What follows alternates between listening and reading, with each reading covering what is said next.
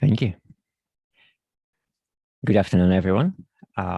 It's our penultimate day of a festival and penultimate event of a festival. And it's also Friday night. And I think it's great to have some sort of alternative Friday night today, because we are going to talk with Linda Newbery, who's just published her book, which is called "This Book is Cruelty-Free: Animals and Us." But first, I wanted to say a couple of words about Linda, and then I'm sure she will have plenty more to add about herself. So Linda is an author based in Oxfordshire, and she originally published books for teenagers and young adults, and then moved into writing for adults. And her recent book, "This Book is Cruelty-Free," is nonfiction for teenagers and adults. So it is crossing over to categories of readership. Linda has been shortlisted for a number of awards, including the Guardian Children's Fiction Prize and also the Carnegie Medal. And she won, one of her books won Costa Children's Book Prize. But other than that, she's an author who is loved and popular with teenagers. And she writes quite a lot, and she reviews books a lot. So she's not only a writer and an author, she's also a reader. But I think one fact from your biography, Linda, was that you started writing at the age of 8. Is that right? Yes. So how was it with first writing for you? How did it happen and why? Well, I loved reading, and I had my favorite authors that I loved. And I suppose when I was very young, I thought of authors as being people who just were authors. They were sort of very glamorous people in my mind, like film stars. And It didn't really occur to me that you could just try to be an author, that you could just have a go. But at the age of 8, I decided that was my ambition, to have books on the shelf, to write stories for people to live in. And I was writing really something or other from then on, mostly stories, a bit of poetry, hiding things in my wardrobe, until eventually I decided to have a go and try and get something published. All right. So how long did it take you from writing your first piece to publishing it? A long time. I was working full time. By the time I decided to make a serious go of completing a book and sending it off to publishers, I was in my 30s. I'd been sort of dabbling with poetry and short stories, but I think I was 30 the year that I completed a first book and sent it out to publishers. And I didn't know much then. I didn't have an agent. I didn't have any author friends. I just got addresses from the front of books and had a go sending it out. And I got a lot of rejections, a great many rejections, but some of those rejections were quite encouraging. Editors said that they liked my writing. They thought my characters were well drawn and that sort of thing. It just wasn't right for their list at the time. And so that encouraged me to carry on trying. And eventually I had a bit of luck, because you do need some luck as well as determination. And it landed on the desk of an editor who liked my book and was looking for young adult fiction at that time. And so they made an offer to publish. And my first book actually was about animal rights. It was a teenage novel called Run with the Hare. And it was about a sixth form girl who gets involved in an animal rights group.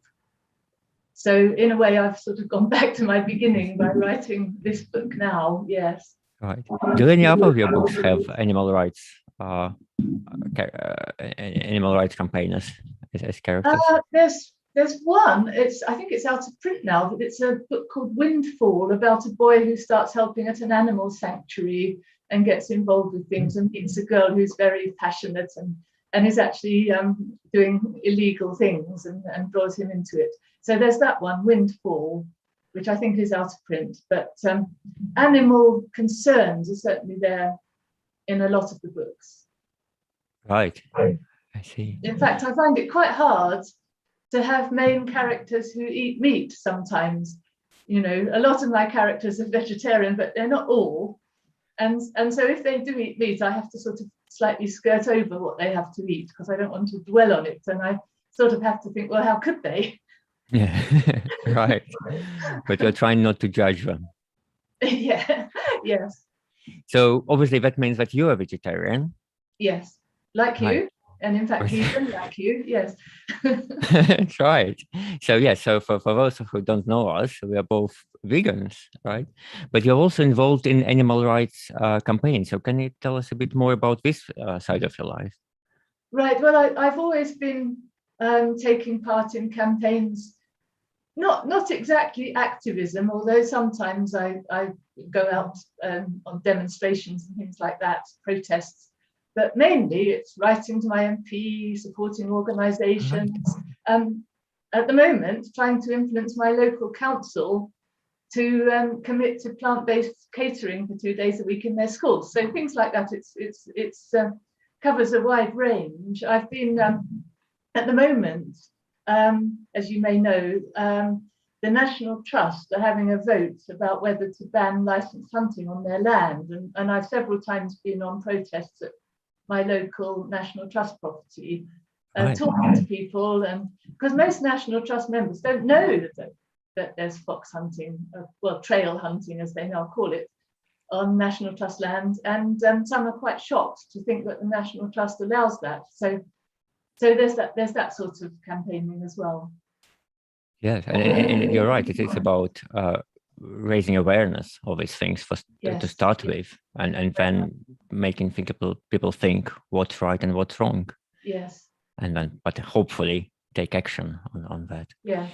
Yeah. So so this book, which is here on my desk, and I read it, and I strongly recommend it to people. Thank you. So you started writing it for teenagers, but it actually reads quite well, even if you're an adult. I hope so. Yes, I wanted it to be of interest to adults as well, and I think probably most adults are going to come across things they weren't aware of in the book.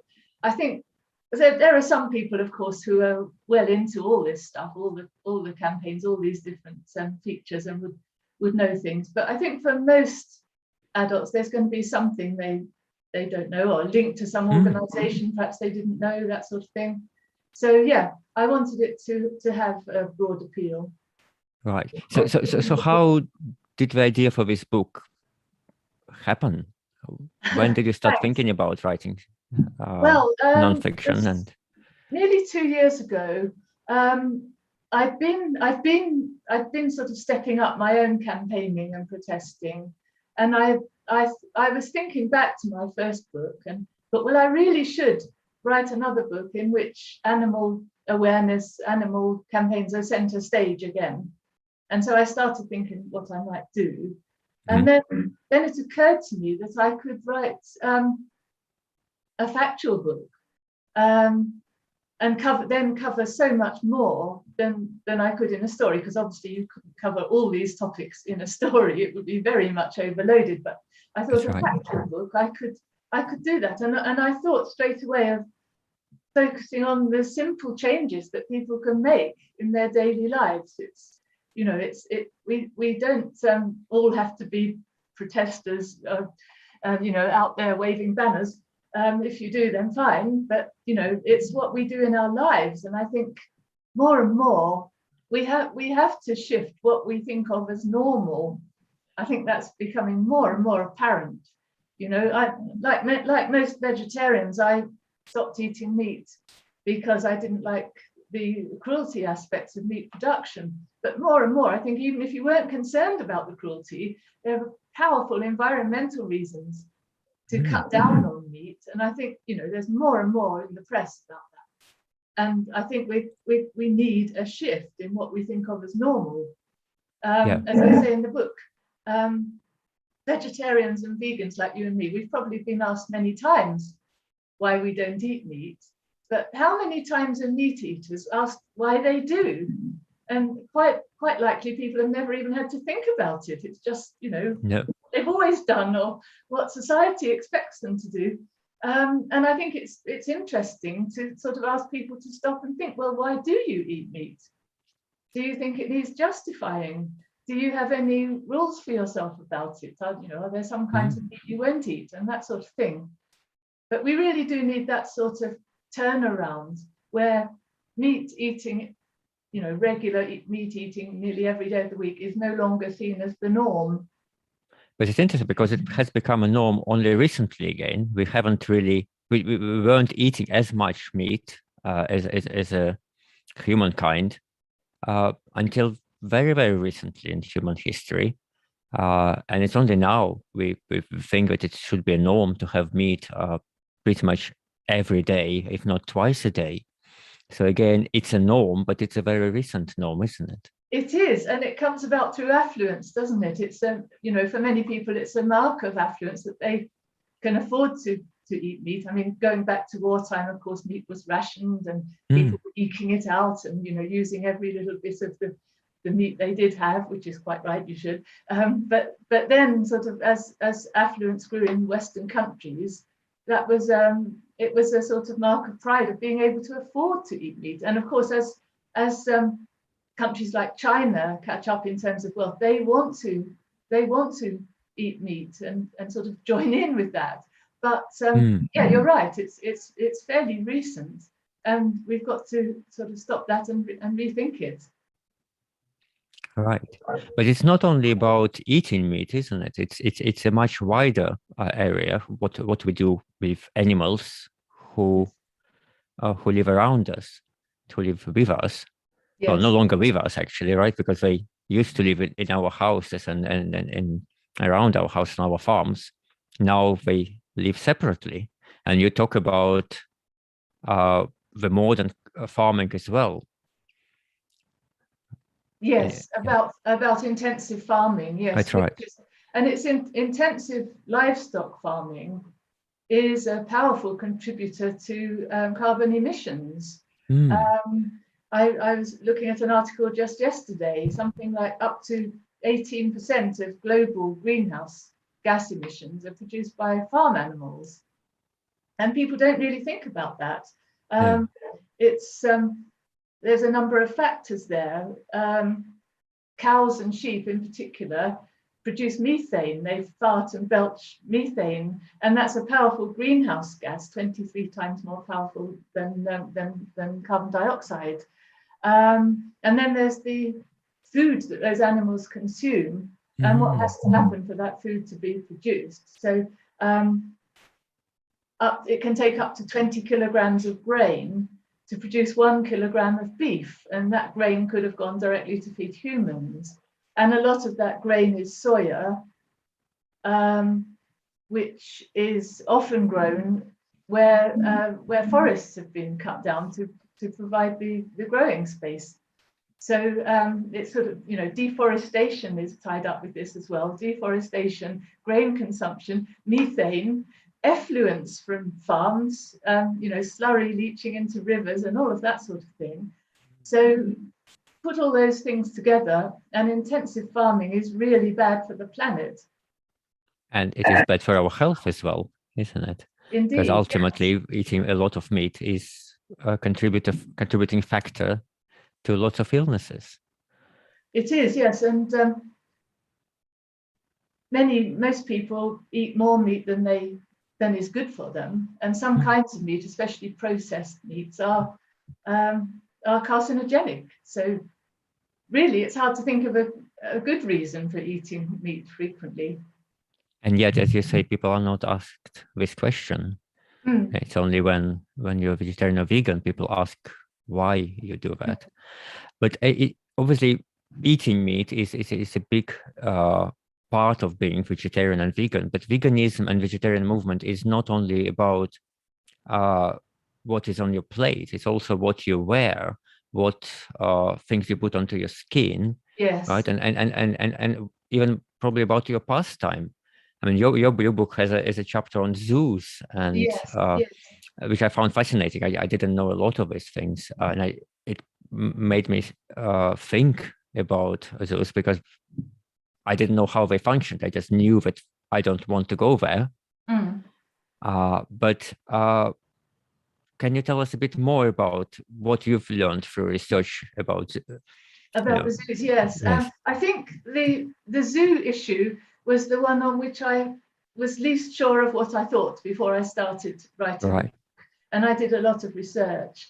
And of course, there are some terrible, appalling zoos around the world where animals are simply kept to display to visitors and for no other reason, with no regard to their surroundings, the temperatures they're kept in, the stimulation they need, their well-being generally. In fact, it sort of goes back to the Zoological Society of London when it was first formed, which just displayed animals for the benefit of the public.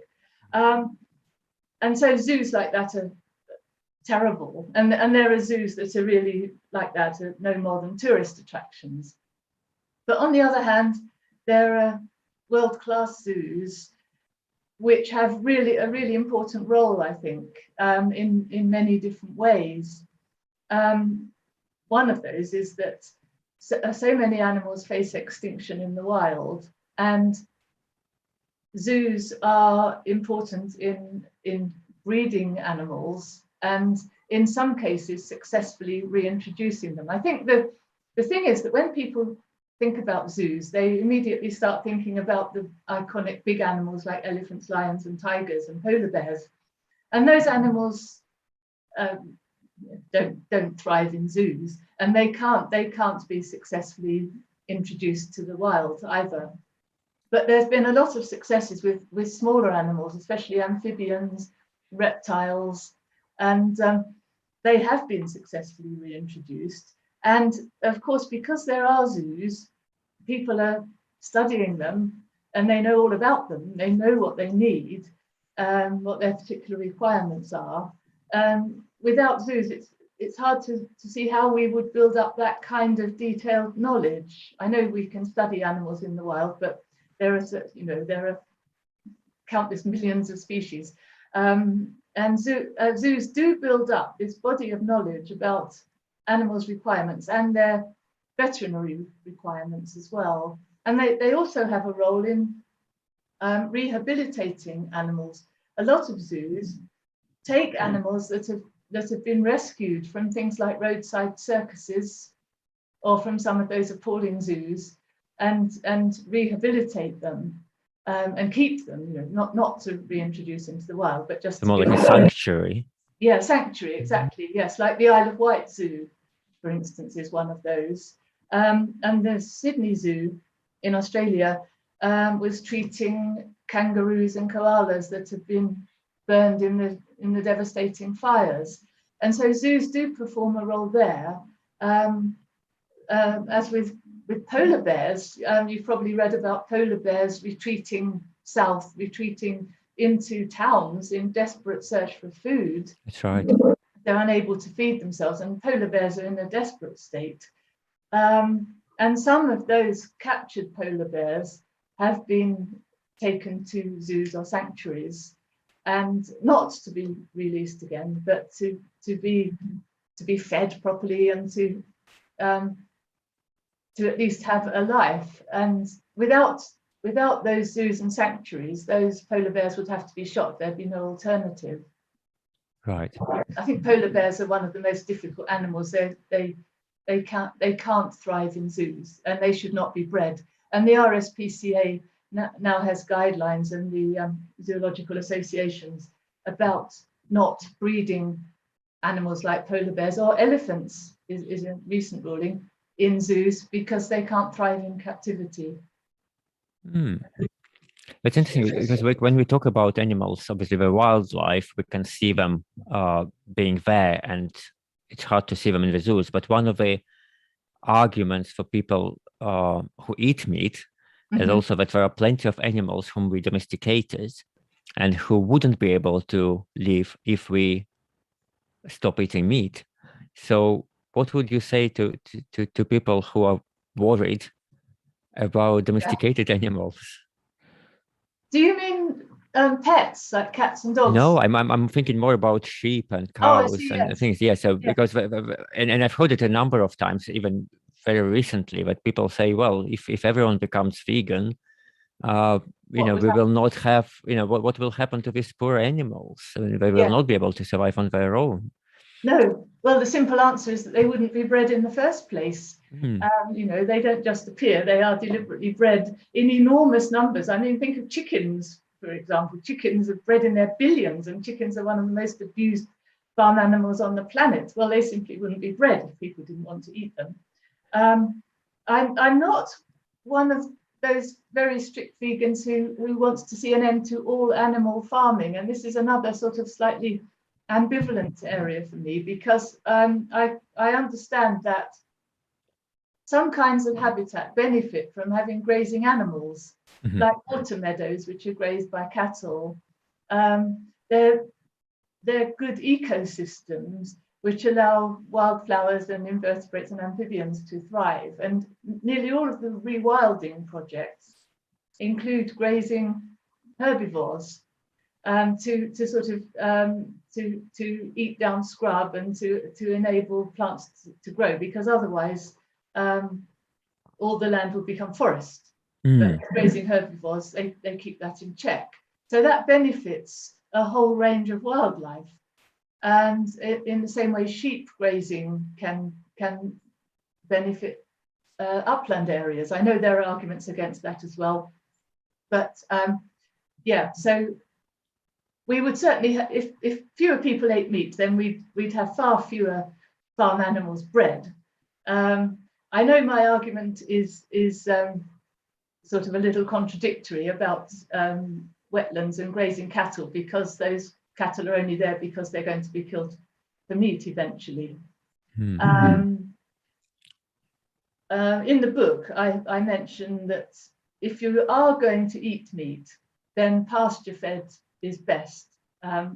If you're not going to cut out meat altogether, and let's face it, the world is not going to turn vegan all of a sudden. People are going to cut Well, we never know. The last couple of years showed us that a lot of change can happen. But if things change gradually, people are going to be eating less meat, maybe eating meat, but eating it less frequently. And for some people, that means that they can afford to choose higher welfare meat. And if that is your aim, then pasture-fed is best. And so there are farms that feed their cattle on grass for most of the year, supplemented with hay in winter. And those are high welfare systems. That's what Compassion in World Farming advocates. Pasture-fed is best. Right.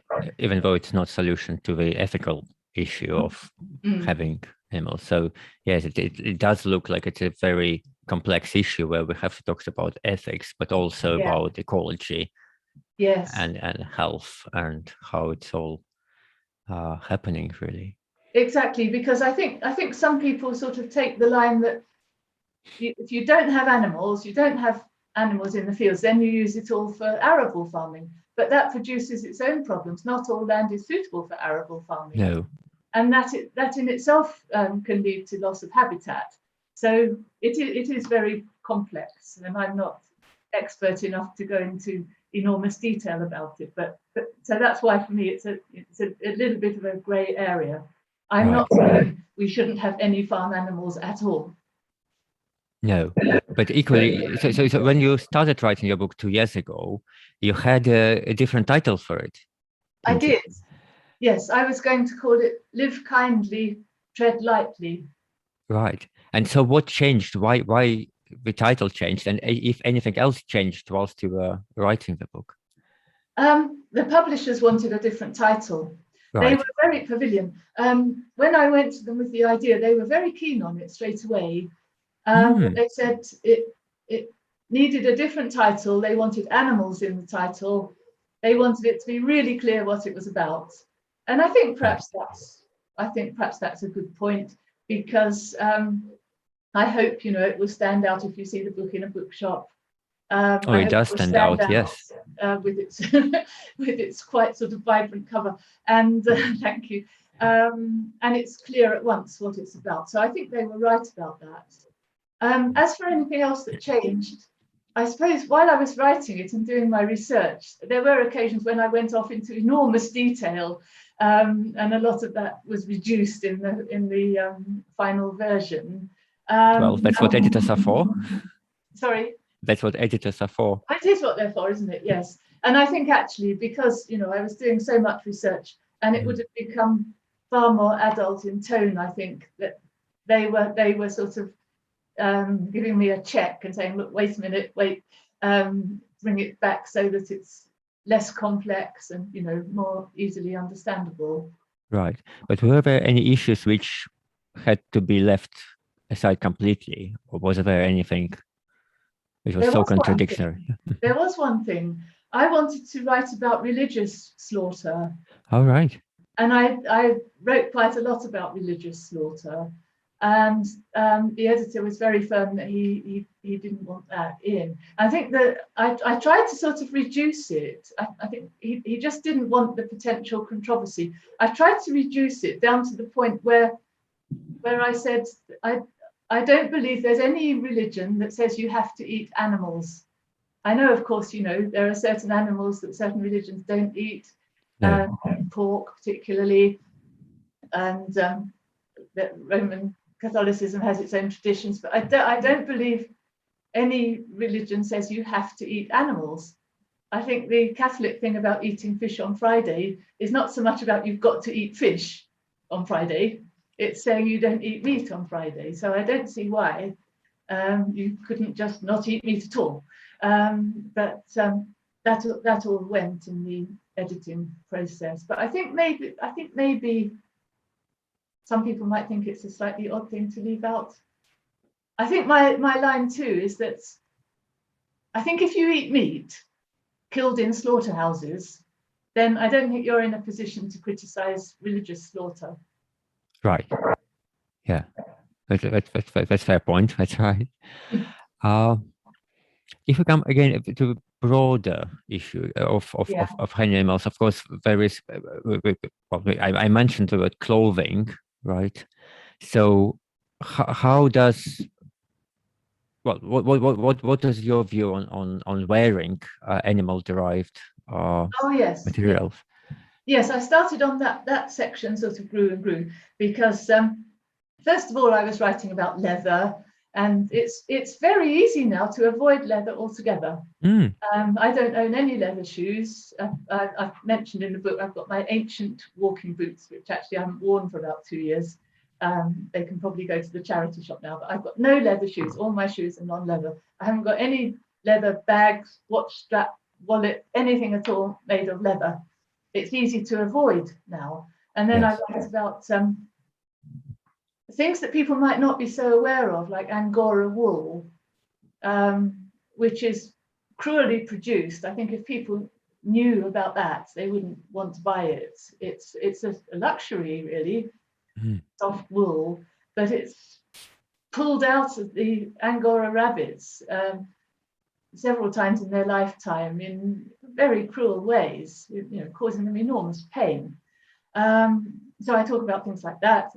And but there's another whole big issue about clothing, which is I think something we're all becoming more aware of, which is how fast fashion is a contributor to carbon emissions, and how very wasteful it is, and how that does affect animals in various ways. There's the wastage of the clothing industry, garments that never even reach the point of sale, because, you know, trends change so very quickly, and sometimes things are delayed getting to the point of sale, and so they're simply discarded without ever having even been sold, let alone worn. And then a lot of people throw away clothes after having only worn them a few times. I think we're generally a lot more aware of that now.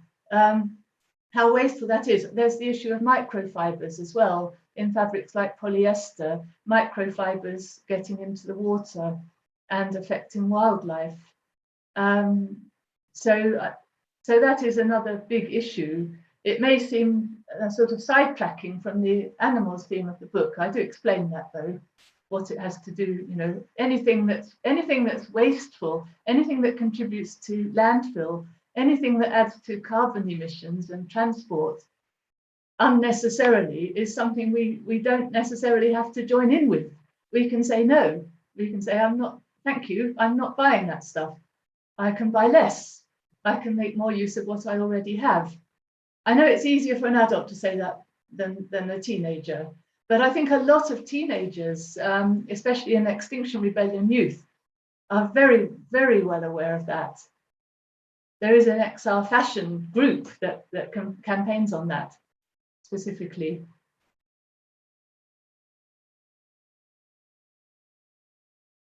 Oh, Ignaty, you've gone silent.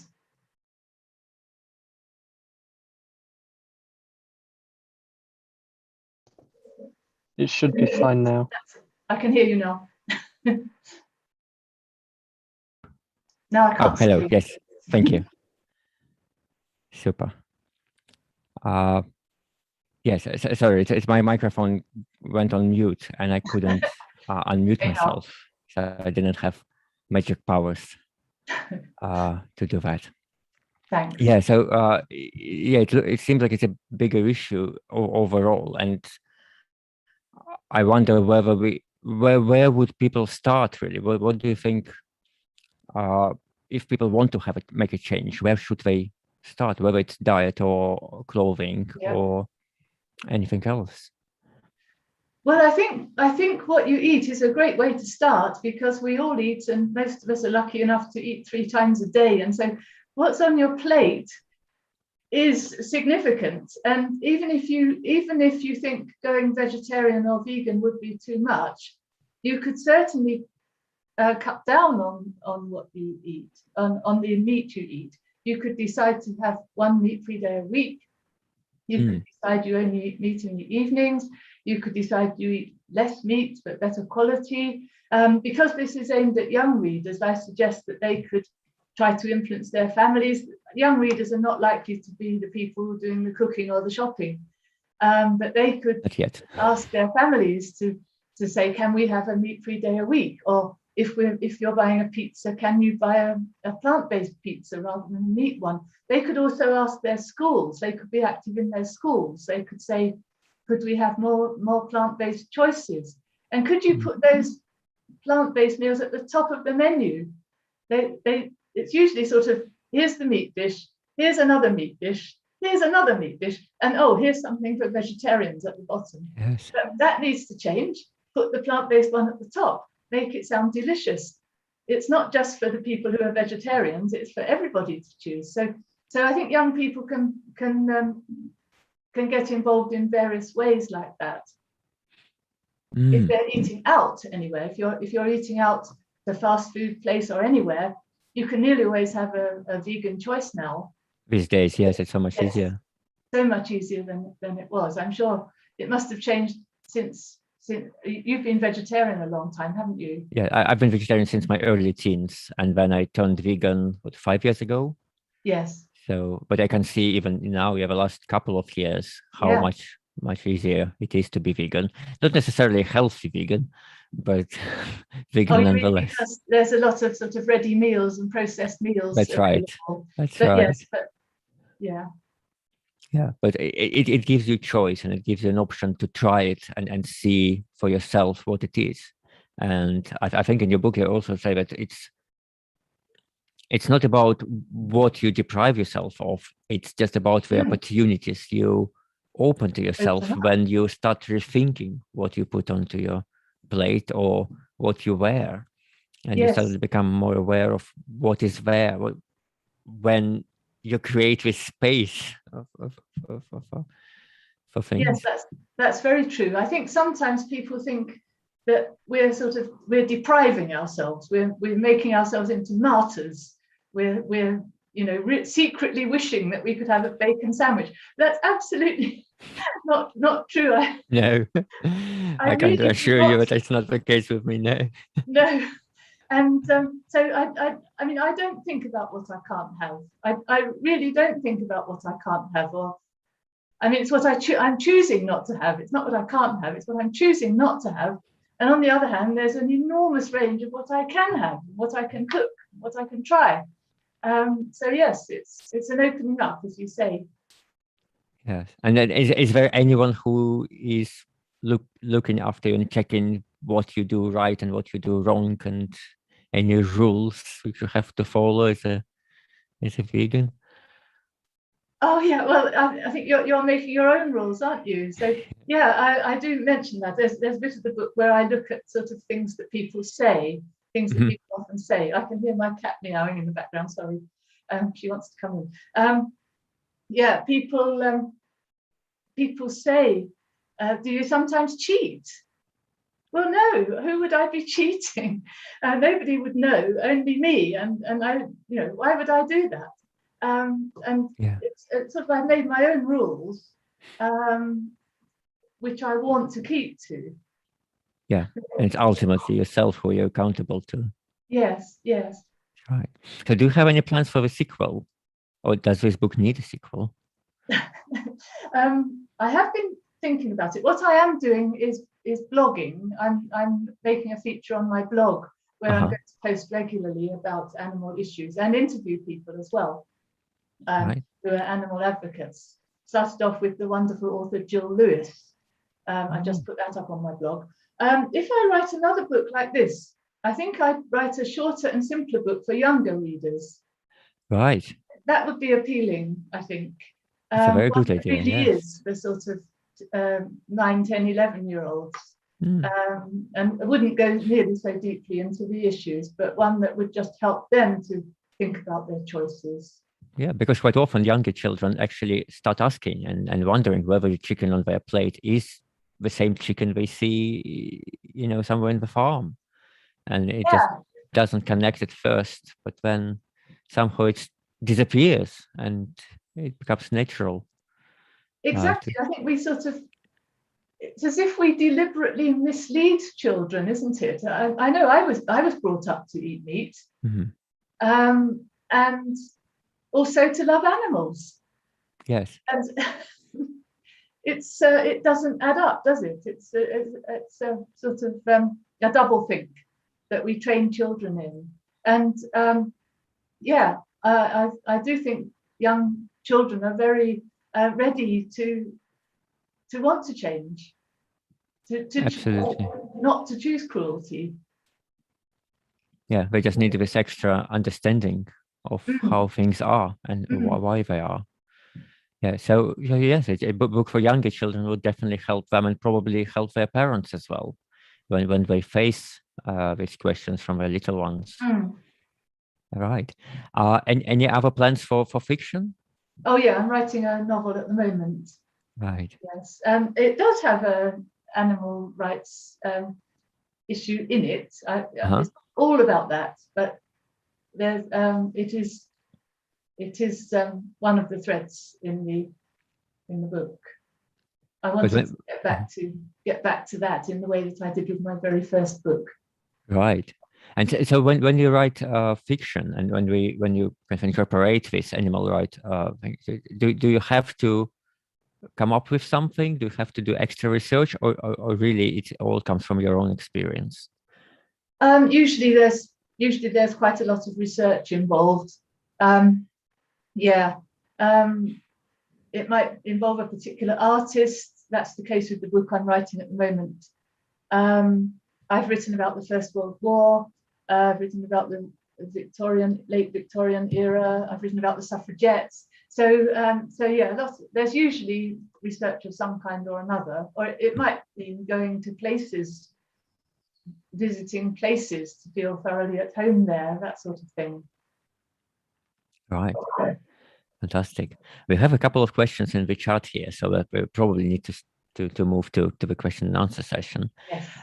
So one question is, apart from abattoirs, how could an old or sick animal be humanely killed? it would depend on the animal, wouldn't it? I mean, even if you have a cow or a sheep that you love, that is part of your family, you could have a vet come to its home to put it down humanely, to avoid the stress. I mean, it's terrible for animals to go to abattoirs. They are funneled in. They can hear the sound of animals being killed ahead of them. Yes. And there was a shocking expose recently on a Panorama program about racehorses being sent for slaughter to abattoirs. And often these were quite successful racehorses that you'd think would have been given a decent old age and, you know, looked after properly when they retired from racing. But anyway, I'm digressing. But yes, I think you could get a vet to come to the place where the animal lived to save it that extra stress of being transported. It's interesting. Actually, I might have another question of my own here, so apologies, Susan, because there is another question in the chat. But do you find that when we use certain words to describe, well, farming and killing of animals, and we're trying to just cover with this with these words for animals, what happens to them? So if we talk about abattoirs, we don't necessarily think about murder and killing.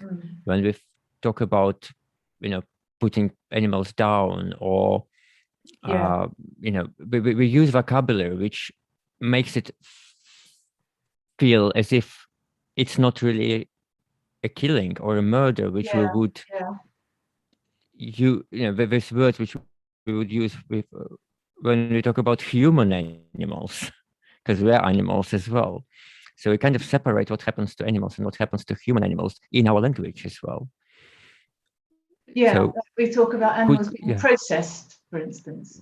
Oh, that, yes, that's right. So what should we do with our language, or should we do anything with our language, and would it help the cause? I think we should talk about animals being killed, and to some extent, you know, how they are killed. I think actually there's a bit of a balance to be struck between describing all the horrors and turning people off. And in the book, in fact, I really didn't dwell on the horrors. I mean, I easily could have done. The risk is if you get involved in this, you sign petitions, you follow things, you read horrible things. I mean, every day I get something in my inbox that sickens me. Yes. Some things I can't look at.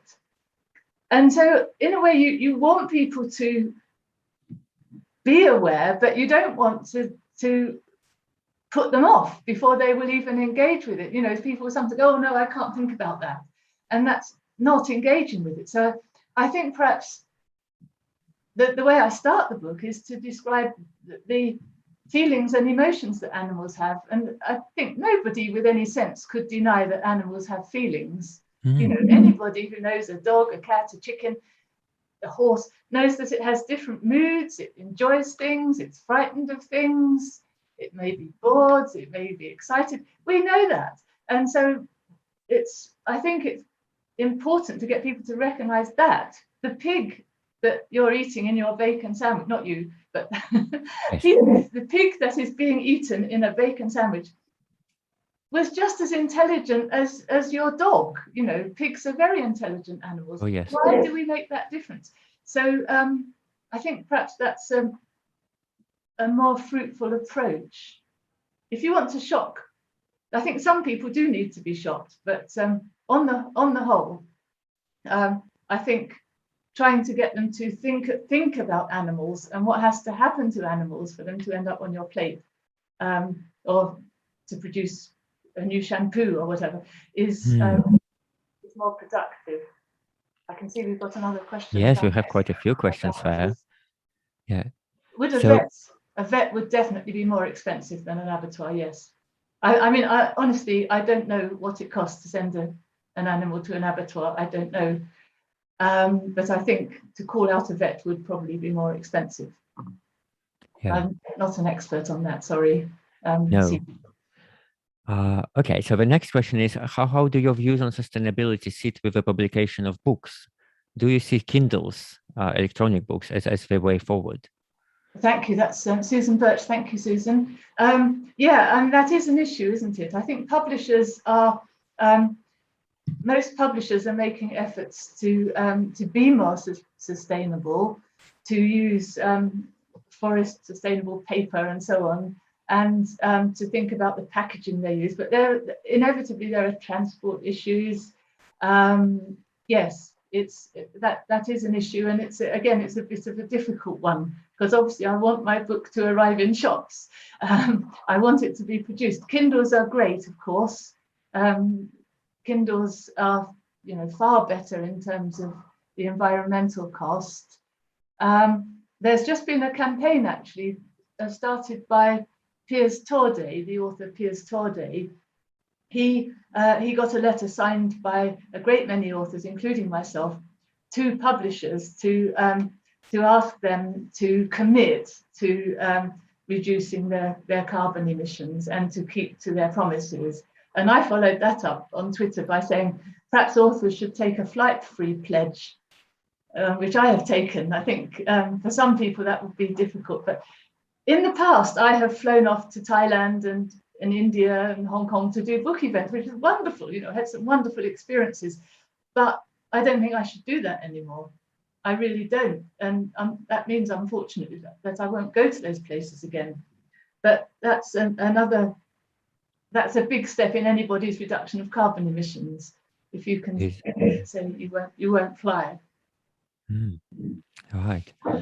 And then another big question from Linda Sargent is, isn't a large part of the modern problem with food consumption partly due to a lack of connection with the land and farming?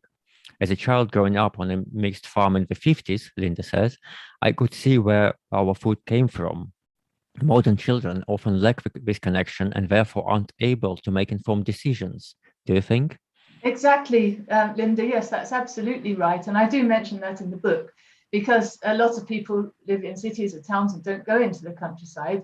And even if you do go into the countryside, I live in a rural area, and as I drive around, I see these enormous sheds, and I know that those sheds contain chickens reared for their meat or reared for eggs. But if you didn't know that, you would only see the few lucky chickens you see around who are pecking about in fields or in yards. So yes, it's absolutely a lack of connection between land and farming, and I think perhaps picture books that we read as children don't help in that way. Picture books can often be very misleading about farms, how happy animals on farms, all living out in the open, and chickens with their little chicks, and it does conceal the truth that male chicks are killed at a day old because they're superfluous to requirements. But yeah, that is an important issue. No, and I like what you actually mentioned, this issue of books for toddlers and for younger children, because that's what we see here at home, where we have a 1-year-old baby who was obviously introduced to books, but a lot of books are about farms and happy farms and how things are wonderful there, yet there is nothing about how things happen in reality, really. And then you wonder how to introduce it to children. If you don't use these books, children don't know at all anything about chicken and sheep and cows, because they are not introduced in any other context. They are only introduced as farm animals living there happily. So it is a big, I think, big niche for authors to start writing books which would introduce domesticated animals, but in a more realistic terms, probably. Yes. What's your view of bringing up your little girl and how you're going to address that? Well, it's a tricky one, because with certain books, and I got this idea from fellow vegans, was that we can just take the word farm and change it for sanctuary, or take the word zoo and again change it for sanctuary in the book, but it doesn't address the whole big issue. And so I feel that I spend a lot of time in the bookshops trying to find books which will introduce her to the animal world, but which would be truthful to what happens to each individual animal, really. And I think that I will have to have a lot of conversations with her at a very early age, talking about treating animals, treating wildlife, or whatever is left of it. And seeing how we can do it. And obviously a massive issue is zoos, because as children, I mean, you and myself, we did visit zoos. What to do with it now, and how not to deprive your child of this experience, yet ensure that you don't contribute to cruelty. So it's a lot of thinking in my head now, because yes, this 1-year-old is extremely curious and she wants to know about things. I live in Warwickshire, and we are very lucky to have very good sanctuaries here, so we can bring her there. And it can be one of the ways to introduce her to animal world with books. I only hope that there will be more authors who understand the issues of veganism and vegetarianism, and will start writing and publishing their books. Perhaps there's a book for you to write there, Ignaty. All that, yes. Then I will have to use your book about how to write for children. Because actually, when I said that that's your first non-fiction book, it's not really true, is it? I did write a book about writing for children. Yes, that's right. Yes, which is a great book and a great addition to the artists and writers yearbook. Oh, thank you. Going back to Linda's point there, until recently, supermarkets had on sale boxes of eggs that could show chickens on a nest of straw, when those chickens had probably never seen straw in their lives. Or they could show a picture of cattle grazing on pasture, or they could show pictures of pigs with curly tails, when in reality a lot of pigs have their tails cut off. The labelling has tightened up. Compassion in World Farming certainly wants it tightened up more. That the labelling should be honest about the lives that those animals have lived, and shouldn't be misleading. Because if you show chickens on straw and cows happily grazing in a field, that's perpetuating the picture book happy farm idea, isn't it? And a lot of people won't think beyond that.